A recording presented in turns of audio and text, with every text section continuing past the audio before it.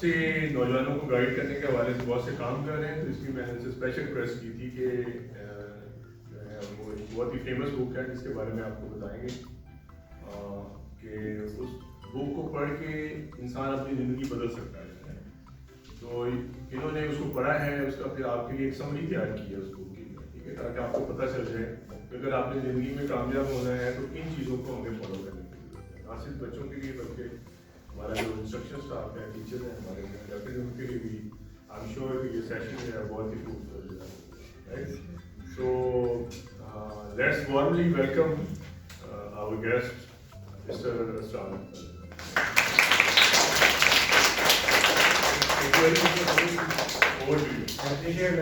Thank you so مچ سر، اتنا آپ نے اچھا ویلکم کیا مجھے. اور آج کی ہم جو تھوڑا لیکچر ہے ہمارا، اس میں ہم ایک بک ہے 7 habits of happy kids. Actually یہ بک ہے اسٹیون کوی کی 7 habits for highly effective people. تو یہ بچوں کے لیے بھی یہ ڈیزائن بعد ہی انہوں نے کی، ان کے بیٹے نے. تو اس کے بارے میں ہم تھوڑا سا جانیں گے، اور لائف اسکلز جو ایسے مطلب اسکلز ہوتے ہیں جو ہمیں لائف میں کامیاب بناتے ہیں، یا ہماری پرابلمس کو ٹربل شوٹنگ سے کہہ سکتے ہیں کہ لائف میں کیسے پرابلم کو ڈیل کرنا ہے. تو پہلے تو میں سر کا بہت شکریہ ادا کرتا ہوں آپ تمام لوگوں کو، بچوں کا اور اسٹاف کا، ٹیچرز کا، کہ آپ لوگوں نے مجھے اس قابل سمجھا کہ میں یہاں پہ آپ کو لیکچر دے سکوں. اور ڈسٹرکٹ میں جب میں پہلے آیا تو میں نے شان پر داخل کروانا تھا یہاں پہ. تو میں نے سر نے مجھے کافی اچھی باتیں کی، میرے دل کو لگی، لیکن سر نے کہا کہ ہم پازیٹیو افرمیشنز پہ کام کرتے ہیں، وہ بتاتے ہیں.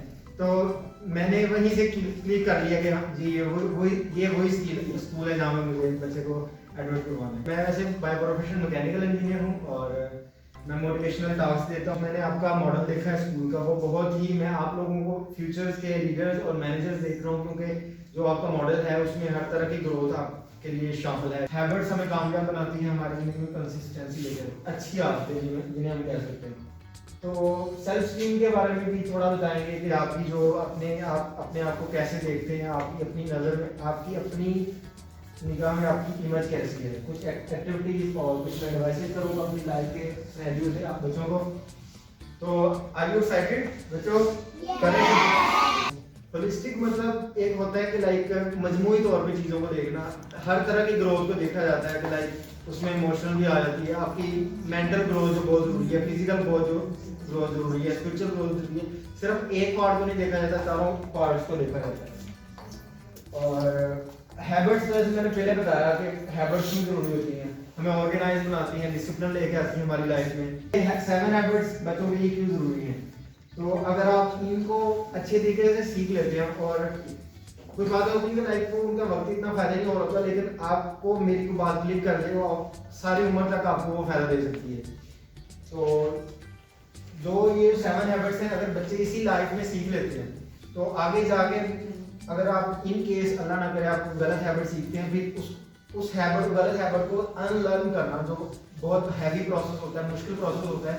اگر آپ ان کو ابھی سے سیکھ لیتے ہیں تو آپ ان کے ساتھ ایک اچھی لائف آگے گزار سکتے ہیں. آپ کو جو پرابلم آ سکتے ہیں آپ ان کو ڈیل کر سکتے ہیں. آپ نیکسٹ کلاسز میں موو ہونا ہے، آپ نے اپنی ایکٹیویٹیز کرنی ہے آپ نے، تو اس میں بہت امپورٹنٹ رہے گا. تو گول کے بارے میں تھوڑا بتا دوں کہ گول کے بارے میں آپ کو کچھ بتا دیتا ہوں، پھر آپ سے اس کے بارے میں ایک سروے ہے کہ لائک ایک سروے ہوا کہ کچھ بچوں نے بتایا کہ ان کا گول یہ ہے، اور ان کو مطلب ان کا کوئی گول نہیں تھا، ان کا دیکھا جائے گا جو ہوگا آگے مطلب کر لیں گے. تو کچھ بچوں نے ایک کلیئر کٹ پلان دیا، ایگزیکیوشن پلان دیا کہ ہم مطلب سائنس رکھیں گے، ایف ایس سی کریں گے، اے لیول او لیولس کریں گے، یا ہم میڈیکل میں جائیں گے، انجینئرنگ کریں گے. تو اس سروے کے بعد جب دیکھا گیا، ایکچولی 20 سال بعد جنہوں نے سروے کیا انہوں نے سوچا کہ ہم دیکھتے ہیں وہ بچے کدھر گئے جس سے ہم نے سروے کیا تھا. تو جن بچوں کا کوئی پلان نہیں تھا وہ کہہ رہے تھے کہ جو ہوگا حلال کے کام چل لیں گے، فلو کو فالو کریں گے. تو ان بچوں کی اتنی لائف میں گروتھ اچھی نہیں تھی، وہ بس اتنے کچھ بھی نہیں تھے. اور جو بچے لائک جنہوں نے ایک پلان کو فالو کیا تھا، انہوں نے اپنے برین اسٹارمنگ کی ہوئی تھی کہ ہم نے یہ کرنا ہے، اور ایک پلان کو فالو کرنا، وہ کامیاب بھی تھے، اپنا گول اچیو بھی کیا تھا اور خوش بھی تھے.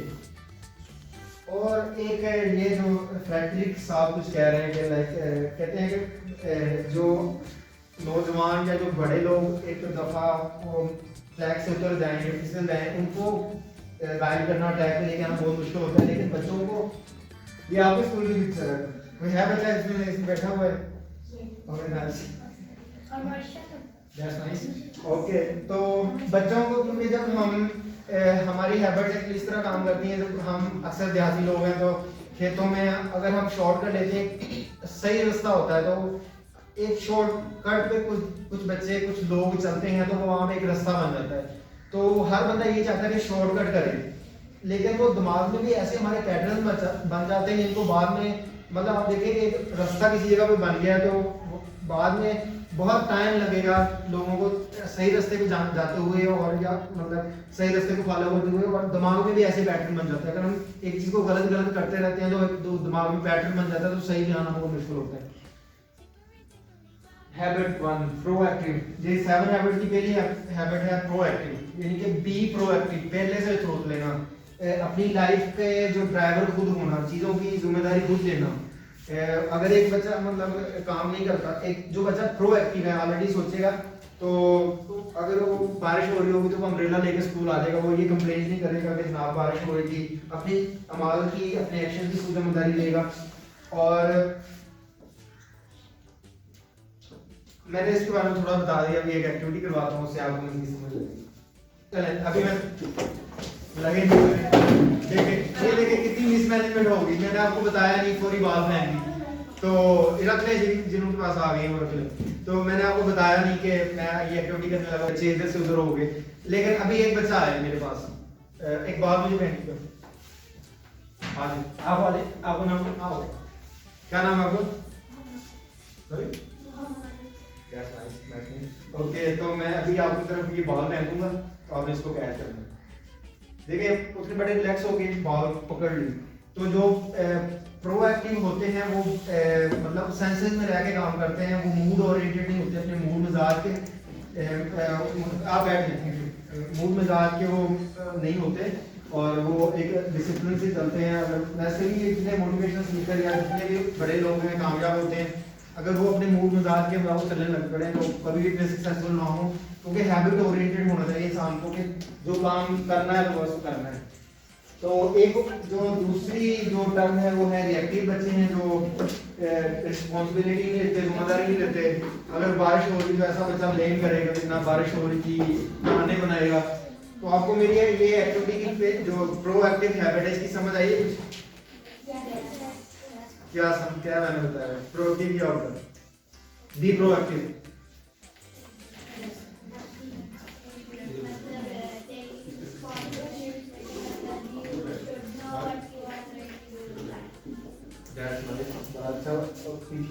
ठीक है, हैबिट है begin with the and in mind. क्या मतलब समझ आ रहा है? मतलब जो भी काम करें उसके कॉन्सिक्वेंसेस एंड उसका ज़हन में रख लें। तो begin with the and in mind, अगर हमारे ज़हन में अगर हम होमवर्क नहीं कर रहे तो क्या हमारे ज़हन में होना चाहिए, क्या कॉन्सिक्वेंसेस, उसके क्या नतीजे हो सकते हैं, रिजल्ट अच्छे नहीं आए चाहते हैं वो दूसरों के लिए चाहें। और ये ऐसा बिलीव है कि हर बच्चा जीत सकता है, कोई भी लूजर नहीं है। अल्लाह ने हर बच्चे में कोई ना कोई सलाहियत रखी है और हर बच्चे में कोई ना कोई कॉन्फिडेंस टैलेंट होता है। तो इसके अलावा और भी कुछ चीज़ें हैं, लूज विन लूज, अभी इसके रिलेटेड एक एक्टिविटी भी होगी। फर्ज करें एक बच्चा कहता है कि मैं बच्चे कहते हैं कि हमारा पढ़ने का मूड नहीं है और टीचर कहते हैं नहीं आज पढ़ाना है। तो इसमें विन विन डील क्या होगी कि दोनों का फायदा हो, कोई बताएगा कि दोनों की बात जी? हाँ ये कुछ मैच कर रहा है, और बताएगा जी?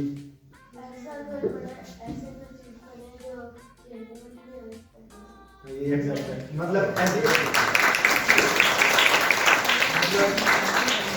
बच्चे पढ़ना नहीं चाह रहे हो, टीचर पढ़ाना चाह रही है, तो ऐसी कोई एक्टिविटी बेस्ड लर्निंग हो जाए, उसमें खेल भी हो जाए, उसमें लर्निंग हो जाए, ये भी सिचुएशन होगी। तो अगर बच्चे अपने टीचर की बात मान लेते हैं तो ये भी मानते हैं ना बात टीचर की, तो टीचर की बात मान लेते हैं तो ये आप दोनों के लिए विन-विन सिचुएशन है। तो अभी दो बच्चे आए हैं, मैं उनसे एक्टिविटी करवाना चाह रहा हूँ, डिफरेंट हो, पहले वाले ना आए, आते आप चले जाओ, चले कोई बात मेरे पास कुछ पैसे हैं और मैंने आपने इनको बराबर डिस्ट्रीब्यूट करना है, तो देखते हैं आप इनकी बराबर डिस्ट्रीब्यूशन कैसे करते हो। ये आपको मैं दे देता हूँ, बराबर डिस्ट्रीब्यूट करते हैं। आधे पैसे उनको दे रहे हैं। नहीं सर, आप बताइए उनको अपना माइंड यूज करना चाहिए। आपने उनमें तकसीम करने पैसे बहुत बोलो उसको फिर पैसे दे नहीं कितने दिए? मुझे दिखा दीजिए।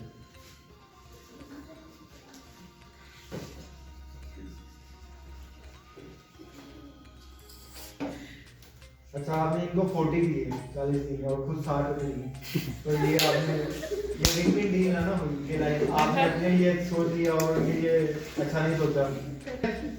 अगर आप इनको 10 और दे दें फिर ये विन विन डील हो जाएगी, दोनों बराबर हो जाएंगे। ठीक है बच्चों, समझ आ गई? आपको समझ आएगी? आपका नाम क्या? हरम। आप थोड़ा बता दें बच्चों को क्या अभी आपने सीखा है। आपको समझ आ गई? क्या समझ आएगी बताइए।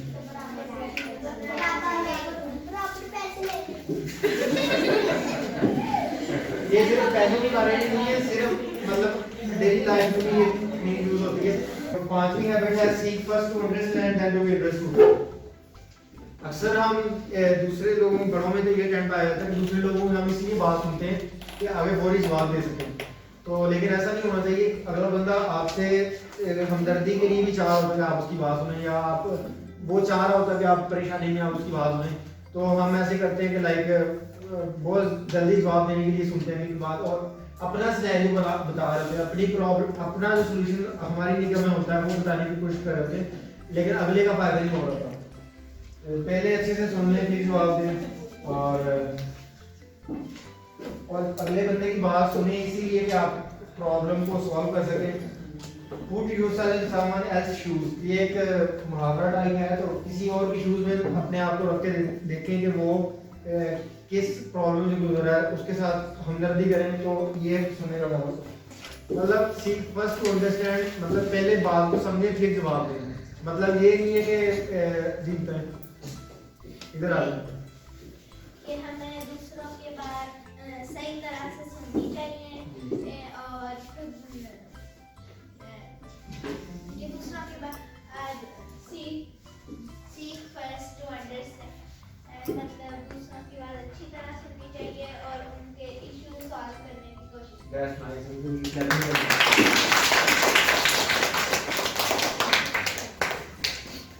ये हैबिट बहुत इम्पोर्टेंट है और आजकल इसी का जमाना चल रहा है। और सनराइज बताती है हमें एक और कितने होते हैं? दो होते हैं। ज्यादा से नजर आता है लेकिन एक और 11 होते हैं। तो मतलब जब दो लोग मिलकर कंबाइन एफर्ट्स करते हैं तो उनके एफर्ट्स काफी हद तक बढ़ जाते हैं। इससे रिलेटेड एक्टिविटी करें। तो पहले रेडियो जो मार्कोनी ने इजाद किया, तो पहले जितनी भी इनोवेशन होती थी वो मंसूब हो जाती थी कुछ नामों से। तो अभी जितनी इनोवेशन हो रही हैं उनके पीछे कोई नाम नहीं होता, उनके पीछे कंपनीज होती हैं, उनके पीछे टीम वर्क होता है। समझ आ गई आपको इसकी? क्या बताए कोई? अच्छा, सिनर्जाइज टीम वर्क क्या होता है? आप करते होंगे प्रोजेक्ट्स वगैरह, ग्रुप में टास्क करते होंगे, क्या मतलब होता है उसके?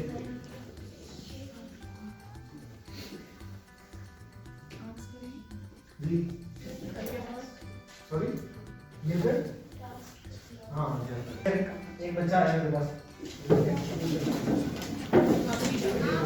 Sit down, just raise your hands.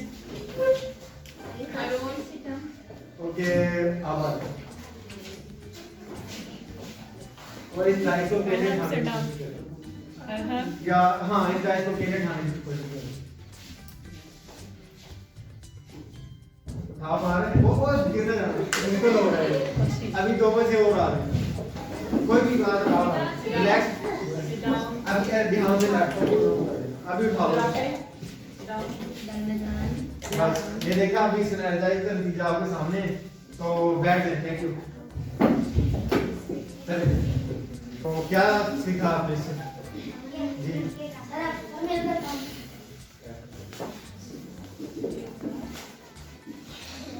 और ये हैबिट हमें कारबंदी साथ जो हमें कि हमें अपने ज़ाहिर तो ये बताता है हमें कि अपने जो औजार हैं उनको अच्छा रखना चाहिए। लाइक इसमें ये 3-4 चीज़ें आ जाती है कि अगर हम पढ़ रहे हैं तो हमें पढ़ाई में अच्छा होना चाहिए, और इसमें काफ़ी चीज़ें आती हैं इसमें। फिजिकल, इसकी 4 डोमेन है, फिजिकल, स्पिरिचुअल, मेंटल, सोशल।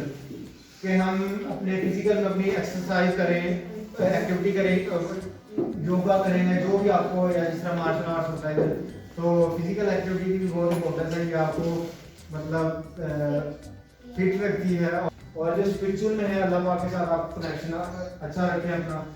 और मेंटल में है, मेंटल में कौन कौन सी चीज़ें आ जाती हैं? अच्छी बुक्स पढ़ें और अच्छे दोस्त बनाएं, अच्छी कंपनी में बैठें। सोशल में है, सोशल में भी ये चीज़ें आ जाती हैं कि लाइक फैमिली के साथ कनेक्शन अच्छा रखें। तो अभी थोड़ा सा टॉपिक है जो सेंसिटिव है, लेकिन थोड़ा सा उसमें मतलब मैं आपके टीचर की रिस्पॉन्सिबिलिटी देता हूँ कि वो आपको इस पे बात करते रहा करें, क्योंकि ये बहुत बड़ा प्रॉब्लम आ गया है, बहुत बड़ा। और अगर बच्चे को से इसमें मतलब एक गुड टच होता है, तो अगर आपके टीचर आपके पेरेंट्स को अच्छे से टच करते हैं, प्यार करते हैं, तो उससे आपको अच्छी फीलिंग आती है, आपको कॉन्फिडेंस आता है। लेकिन एक बुरा टच भी होता है जो हमें मिसगाइड कर सकता है, या हमें अगर कोई बुरा टच करने की कोशिश करता है तो उससे हमें नो कहना है। हमें उसके लिए ये देखें, अच्छा जो टच है वो अपने टीचर से भी हो सकता है, आपके पेरेंट्स से भी हो सकता है, आपकी एप्रिसिएशन के लिए। लेकिन बुरा टच वो आपकी मेंटल इमोशनल हेल्थ पे बहुत बुरा होगा। और ये मतलब बैड टच जो इनअप्रोप्रिएट है, जो जब आपको ऐसे कोई टच करेगा तो आपको अच्छा फील नहीं होगा और आपको उसे अवॉइड करना चाहिए। तो आपको, तो ये मैं रिस्पॉन्सिबिलिटी आपके टीचर पे छोड़ता हूँ, क्योंकि ये हमारे पास मतलब कंट्री में बहुत से सिनेरियोज हो रहे हैं, तो इससे भी हमें अपने बच्चे को आगाह रखना है। अगर कोई बैड टच आपको देता है तो आपको अपने पेरेंट्स को बताना है, टीचर को बताना है। आप नो कहते हैं, नो कहने में कोई इशू नहीं है, लाइक जहाँ पे कहना हो वहाँ पे आपको कहना चाहिए। अगर आपको कोई बैड टच करता है तो आपको वहाँ से फौरन जल्दी चला जाना चाहिए, किसी बड़े को बताना चाहिए कि क्या हुआ है। वो भी अंडरस्टैंड। और कुछ एंड से मेरी अपनी लाइफ से भी एडवाइसेस हैं बच्चों के लिए। आपका जो रिलेशनशिप है वो अपने पेरेंट्स के साथ बहुत अच्छा होना चाहिए और फ्रेंडली होना चाहिए। इससे ये होगा कि आपको जो भी प्रॉब्लम आती है आप किसी और को बताने की बजाय अपने पेरेंट्स से बताएंगे। हमारे पेरेंट्स ही हमारे सबसे ज़्यादा सिंसियर होते हैं और दोस्त होते हैं, तो उनके साथ अच्छा रिलेशन होना चाहिए। जो भी बात हो आप उनको बताएं और अपने गोल्स को सेट करें। कितने लोग हैं यहाँ पे जो डॉक्टर बनना चाह रहे हैं, हैंड रेज करें। और कितने हैं जो इंजीनियर बनना चाह रहे हैं, और टीचर कितने लोग बनना चाह रहे हैं। That's nice। और गोल जिनका होता है वो उनको उसको अचीव करने में भी आसानी होती है। और कभी आप फिर अभी आप जितनी भी शक्तियाँ हो रही हैं, ये शक्ति नहीं मतलब आपको अगर कोई किसी बुरी चीज़ से कोई रोकता भी है, आपको फायदे टाइम भी अच्छा नहीं लगेगा। लेकिन आप जब मेरी एज पे जाएंगे तो आपकी हर लम्हा ये सोच होगी कि काश मैं बचपन में मुझ पे और शक्ति इस वे में कि जो मुझे फ़ायदा देती। तो अभी तो आपको ये अच्छा नहीं लगेगा वो चीज़ें मतलब शक्तियाँ, लेकिन ये फ्यूचर में आपको इसका बहुत बेनिफिट होगा।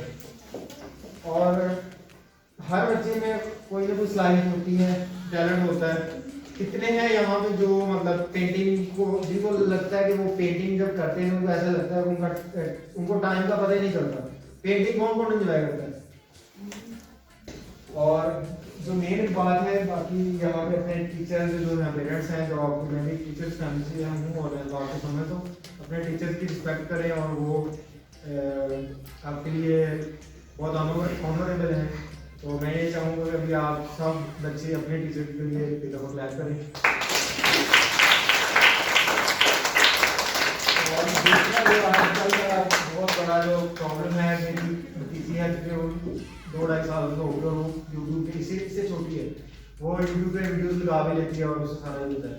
तो मैं तो हम लोग जब FSC में थे तब मैंने मोबाइल लिया था, तब हमें पता चला था। तो मोबाइल ज़्यादा यूज़ मत करें और उस पर अपने पेरेंट्स की सुपरविजन में देखें, क्योंकि ये मतलब अगर आपका एक रॉन्ग क्लिक आपको बहुत चीज़ गाइड कर सकता है, तो आप इसको वाइडली यूज़ करें। और सो अभी रैप अप करते हैं। क्या सीखा है आपने आज की एक्टिविटी से? कुछ फायदा हुआ?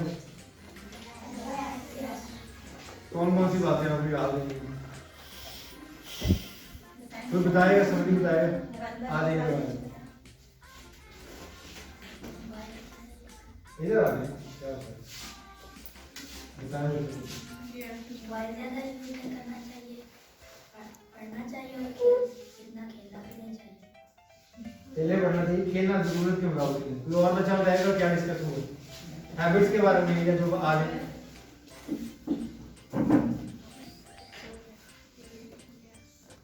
बच्चों को बताएं क्या सीख रहे हैं आज हम? कि हमेशा टीम वर्क करना चाहिए। थोड़ा ऊंची बोलें, ये मुझे समझ रहे हैं। टीम वर्क करना चाहिए। और इसके अलावा क्या सीखा? चलिए कोई बात नहीं, लगेगा।